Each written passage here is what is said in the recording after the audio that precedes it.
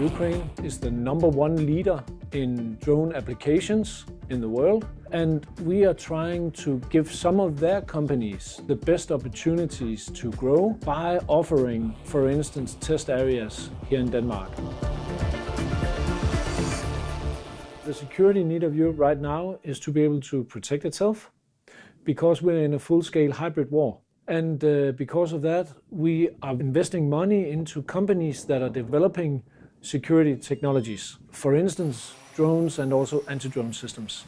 What we see right now is that the drone industry demands a lot of investment to take the next steps.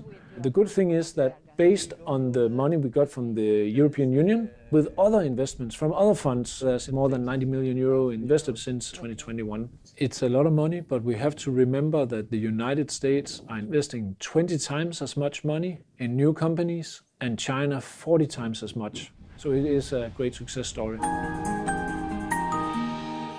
The technology is there. The challenge is the European regulation and the implementation of that regulation in Danish connection that has to mature in order to be able to capitalize on that potential fully.